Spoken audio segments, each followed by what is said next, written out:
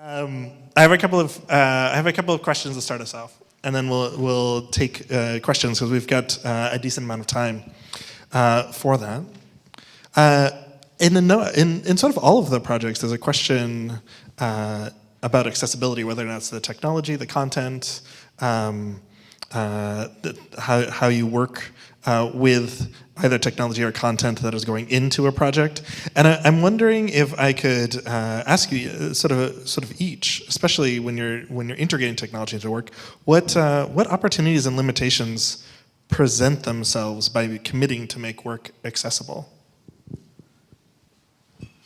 Can you define accessible? I can define it in a number of ways. So in terms of, let's start with it as a technology question, insofar as technology that people actually have access to.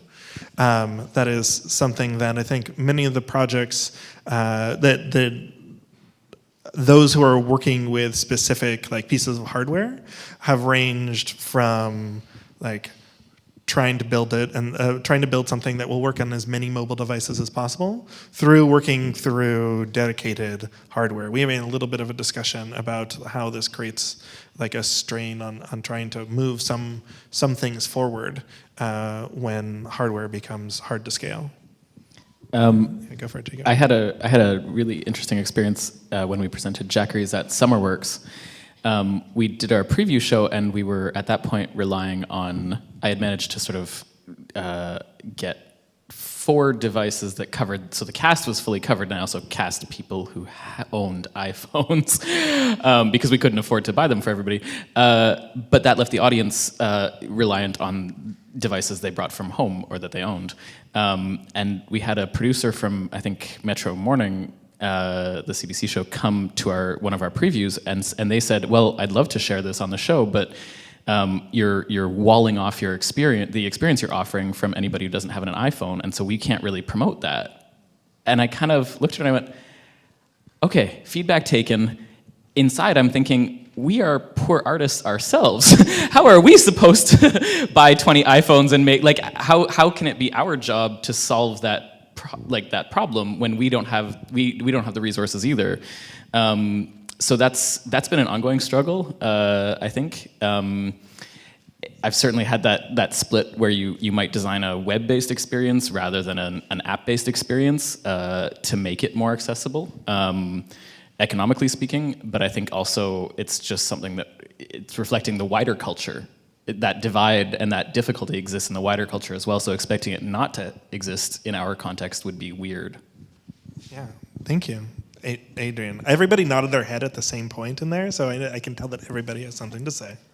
Well, it's interesting because part of the research that we did in the funding for TrailOff was I actually think that immersive theater is an incredibly inaccessible art form. It's the cultural barriers, the knowledge barriers, there are so many barriers beyond just price, that actually, the case we made was that by putting it on a phone and allowing people to do it when they wanted, relatively where they wanted, it's actually making the form of immersive theater significantly more accessible, and we can also be much more transparent. And in the case of TrailOff, people can do part of the experience and come back. If they have a childcare emergency, they don't blow. Also, it doesn't cost anything, and so there are lots of ways that, yes, there is a technology that is required, but I would make the case that the technology is more accessible than all of the ways that the art form in its quote-unquote traditional format are not.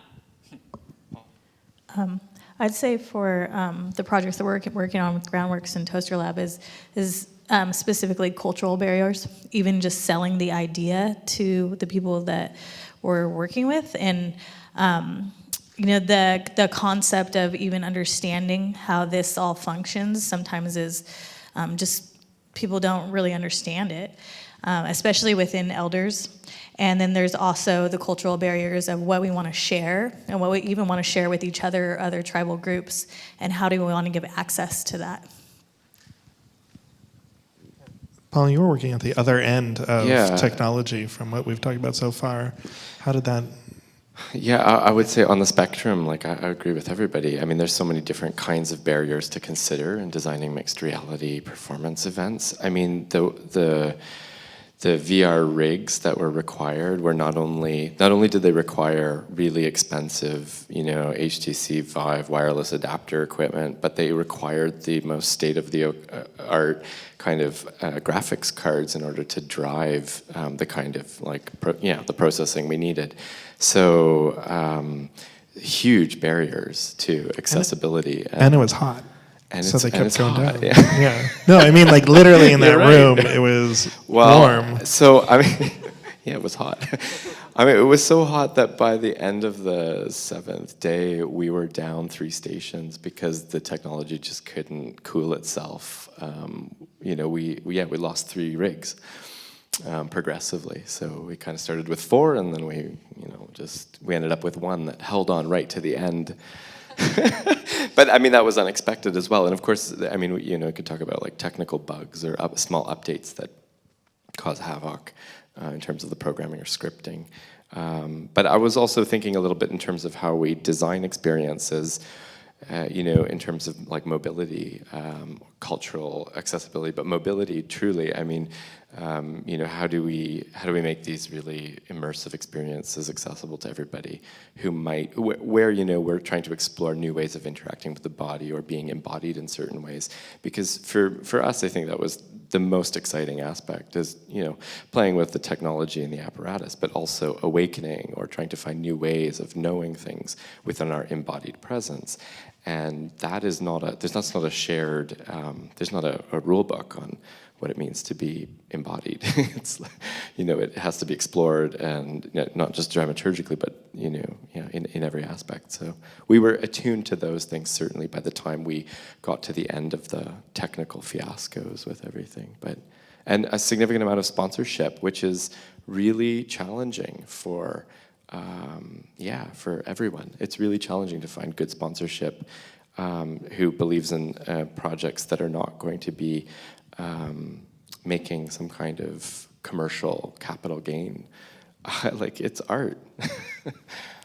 It's never, done well that way. So I'm wondering if I could flip the question around a little bit for you, Meagan, and talk about it from a programming perspective and some of the barriers that you run into when you have you're seeing a lot of projects emerging and you're looking at how those fit together within like a larger program and how you see those questions of technology or financial or expertise access. Yeah, well, so like this year we had a whole bunch of pieces that were on Oculus Go, and we don't have access to that. So we actually had to beg and borrow just to be able to show the pieces, which was really interesting because so before I came on, Imaginative had commissioned something called 2167, which was 4 pieces by different Indigenous artists to show in a VR 360 film space, what would the world look like for Indigenous people in the year 2167. It was done like for the bicentennial, like the 150 years from now, what would things look like?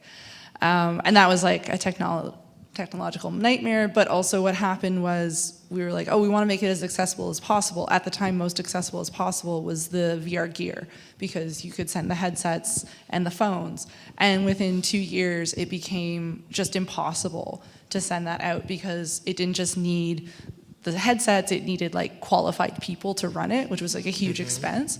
And also this year, early in the spring, we had a whole bunch of people who were like, we just want to download it. And we're like, and I had been saying, yes, like let's just set it up that way. And our programmer was like, yes, let me set it up that way. And I'm basically the only one in the room who understands like VR tech, computer tech, that kind of stuff. So when I say stuff like that, they're still thinking very much from like a film standpoint, but also looking at this technology as like, I don't know how to handle it. So that's also another thing. Like accessibility is more than just like getting people in the room. It's also the people who are making decisions about the things being made, understanding the thing, or at least trusting the person who understands. So then we had, with the download question, I finally got my executive director to relent and said yes. And then they're like, okay, great. I would like it for the riff. And we're like, we only have it for the Gear VR. And I don't know if anybody knows what it's like to deal with Oculus and how you need to have a separate build for which I don't understand. Like, it feels like it should be able to just work on all of them. So I was like, fine, we'll put together a VR Rift build, and they're like, and yeah, there's this Oculus Go, and I'm like, I thought I really had my thumbprint on things, and I was like, Oculus what? And then, because I had heard about the Quest, I totally missed the Go was a thing, which is great because it's just been decommissioned. So clearly I learned about. I'm so glad we invested in I know. an inventory Same of here. them. Yeah. So I was like, okay, and I went and I got a quote from a programmer what it would cost, because it's not that much to refactor because it was all built in Unreal. So we're like, it shouldn't take that long. And it was like a couple $100. And my boss was like, oh, I didn't know we had to pay extra. And I was like, So yeah, that's the other thing. Like, accessibility with tech is about keeping up. And there's always going to be those like infusions of cash into buying a bunch of tech for arts groups, and it's always going to be off from each other, and it's always going to be the newest thing, but again, because there's nobody there who really understands the technology, and I really don't feel like arts organizations that give the funding are doing or helping arts organizations without having somebody there to be like, okay, so what do you want to do with this money? You want to buy VR? Okay, let's look at what's going on. Like, have somebody available who's knowledgeable about the trends and what's going on. Like, Imaginative was going to buy a bunch of Go's, and then I was like, don't, because like it's just got, and I only found out because I know somebody who knows somebody at Oculus, and then the announcement came out like a week later. But it's like we would have put in that arts grant, and then what we were gonna do afterwards, like tell them like no thanks, and then, or I know they wouldn't have been so upset if we just bought in like Quest. Right, but that's definitely a challenge within any Yeah. arts project, is you write the grant for what you say you're going to do, and then if that technology shifts, because it's a technology-driven project, like whether or not, depending on the fund and who the funder is, whether or not you can actually make that shift. Because some of them are like, you said you were going to do this, so you have to do this. Versus like, well, the technology is advanced. And that's also the problem with the tech companies. Like, I don't think they realize how much they hobble themselves by constantly flipping over stuff. Like, how can you build up a library if you're constantly putting out something new? So yeah, I feel like Oculus's decision to like run ahead with like Go and then cancel and then go into Quest, it was like, do you want libraries? Do you want people to buy your stuff? You're going to have to wait around longer than 2 years. Right. Adrienne, did you want to add something? I want to open it up to questions. I was just going to say that I think actually like that this question of like building a plan and then having the capacity to change really speaks to accessibility. I mean, one of the things actually that's been the best about working with the Pennsylvania Environmental Council is they don't talk to me very much. Like, and I mean that in the best way. Like, I think probably many of you have experienced partnerships where you have somebody who isn't really knowledgeable about the work. Their expertise is in somewhere else. They want your expertise to bring a skill set into their realm, and then they have a million opinions about how you do it. And then they refuse to allow you to learn anything or in an iterative capacity. And one of the things that's been great about working with these writers is they're really strongly opinionated humans. And I think had I had a partner who wasn't able to hear me when I say like, this writer just needs a different process. Like, she's a Sudanese refugee, her family member was killed, she needs 2 extra months to write her story, and that's just the truth. And like, being truly accessible to different perspectives also means working in ways that are different than the way we set out to, and that learning is as much the work as the outcome. And if we can't be in honest collaborative processes, then we're not actually collaborating, we're dictating. So. Great. Thank you. I did want to open it up in our last few minutes here before we get to our next coffee. If there are any questions out there in the audience, there's a Scarlett's over here with a mic.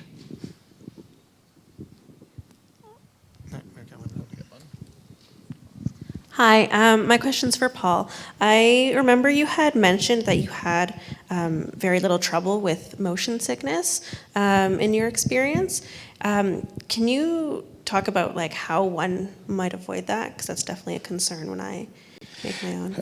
Yeah, it's okay. I mean, it's a broad statement, like to say that nobody had any issues, and certainly people did. But there was a sort of what we found astounding was that in the experience, they would keep coming back to sort of realize that it was something that was very tangible that they could sort of overcome. So there's a difference between being completely turned off and I'm not going to do that, or I feel invested in this narrative journey or this dramaturgical process or the aesthetic environment that I'm engaged in enough to want to come back and try and sort through the kind of counter currents that are running through my physiological body telling me other things. So there are some like common best practices, like avoiding locomotion, for example, at certain velocities that are just really good best practices. But okay, for example, we put people in a 2.5 meter pool of sand, and then we lifted them up some 30 meters in the air very slowly, and we moved them locomotively to the center of the stadium, and then we burst them through the roof until they were in, basically the ether. It seemed to work, and it seemed to work quite nicely. Nobody vomited, and it seemed to work because probably the kinds of imagery, the kind of grounding compositional music, so all of the elements that were in play, and so in the velocity, but I would say more than anything, is just a sensitivity within the creative team to sort of think about those things and prototype them within the rehearsal hall. It sort of comes back to a kind of question of how do we design experiences, or what do we have to do differently in order to incorporate technology into, especially scripting, for example, which takes a lot of time to see if the velocity of this elevator lifting up is at the right speed in order to avoid some kind of nauseic reaction. So it has a lot to do with taking a different kind of approach in terms of the rehearsal build or how one goes through that process. But also it has a lot to do with how the body feels a certain physical grounding within the environment, because it's mixed reality. So the fact that people were barefoot in the sand gave them, as I mentioned, a way of being unstable at first, but then a sort of extreme familiarity to be able to even, let's say, use your toes to root down and to try and really engage in a different way with the environment. So that was also a real interesting thing that happened. But thanks for the question. That's interesting. Yeah, thank you. We've got time for one more. Center here. This sort of starts from something that Tiśina said, but open to everybody. The question of getting coding skills into the minds and hands and bodies of people who have not traditionally been the people we see as technologists. I'm just wondering, do you have ideas of strategies and ways forward for that? I don't necessarily, but I do think that in introducing this within Native community with the young people and showing them what they normally wouldn't have access to. And then also, I know that within one of the people that we work with, Ross Kitty, he works with media programs, and one of the things that he just started doing was an Indigenous hackathon. So it's basically introducing Native people to these very, very introductory ideas of how to even be exposed to this type of media. Because honestly, even the youth that I know, their minds would probably be blown by seeing what people are working on here, because they don't even know that it exists. And also entering into the gaming culture that is really prevalent with the youth. I have strong opinions about this, mostly because I work with a lot of CAN code, not CAN code specifically, but groups like that. And there's been a lot of, I don't want to say harm, but I would say maybe, when you're too ready to do a thing. I've been seeing a lot of that, where you have a lot of these non-Indigenous groups that are kind of getting a lot of money and then running into these Indigenous communities to be I'm gonna slam code down your throat, you're gonna love it. And it's not, again, it comes down to the protocols, but it's also, I don't feel like a lot of these groups are coming in because code is important to them. Sometimes it feels like they come in because code is the hot new thing. And so for me, as somebody who really enjoys doing code, it's always kind of really upsetting because I don't see them starting with the basics. So for me, basics started without even a computer. It was learning logic and writing out stuff on paper. And for me as a game designer, everything starts with paper. And so I guess for me, one of the techniques I would like to see being used, not just in Indigenous communities, which I think also should be a community thing, not just a youth thing. I do also have very strong feelings that maybe the fact because Cree and Métis are very much about intergenerational sharing. So for us, it was always that weird feeling of we're only going to go in for the youth, and you're like, but why? Grandmas like to do stuff, Kokum can code, letter code. But also I would like to see less focus on getting kids right on screens. And first, let's build up that knowledge base of, how does a computer think? What are bytes? I had a very interesting conversation with Monique Monach about, so a lot of Indigenous languages in the north, so Canada and the North US, have very strong concepts of animate and inanimate. And I said, code makes a lot of sense and bytes make a lot of sense because binary is essentially it's either on or off or it's dead or alive. And so all of a sudden she was like, oh my God, yes. And that's why it's always made so much sense. And so the language of code can make a lot of sense to Indigenous people just because binary, at least Anishinaabe and Cree is a lot of animate, inanimate. So it makes a lot of sense, but I don't see groups coming in from that point because they're kind of rushing in with a very American college idea of how code should be taught, which is it's not even a European idea. It's a very American college, MIT, we're gonna get you on these computers. Where it's let's start real slow. Let's start at the base. Yeah. It's not code specifically, but I think one of the things that's been, I'm not the front wave of digital technology ever, which I think is the funny thing that I keep getting involved in these tech projects in part. And I think it's sort of I don't know, I'm also a person who's trained in game design, and I think that there's a small group of people mostly who are at the forefront of a technological advance designing games. And if you imagine where movies would have been if only a small subset of people who are interested in action movies made films, you wouldn't be accessing the full potential of that medium to communicate. And one of the things that's been really interesting about working with the writers for TrailOff is that they think about place-based storytelling really differently than somebody who's a geocacher. And their interaction with space pushes, I think, the conversation in a different way, oftentimes in really difficult, hard ways, but in ways that expand my thinking about what storytelling can be, in part because they're not coming from it from the same perspective. So I would completely echo that. I would say this is an opportunity to have completely new collaborators in the room. I mean, we don't, most of the time, we don't expect the actors on stage to be, programming the moving light board in theater environments. Sometimes it happens a lot, but it really is. It's a very deep subset skill that requires a high degree of specialization, and scripting is incredible with interactive aspects.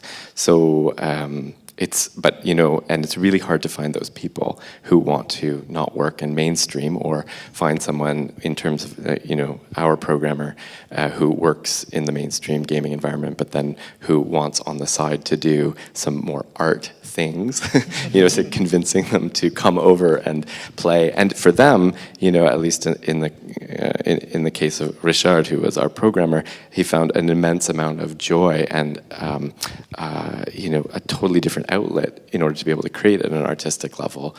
So it's these new fantastic collaborations, and him in the room also offering up possibilities that we would have never imagined because he is such a specialist. So I think it's a whole bunch of new collaborative players all of a sudden, and it's exciting and nerve-wracking at the same time. So yeah. Jacob, I want to hold time if you have a quick thing. Otherwise, I'm going to thank our panelists for participating in this session. We're going to take...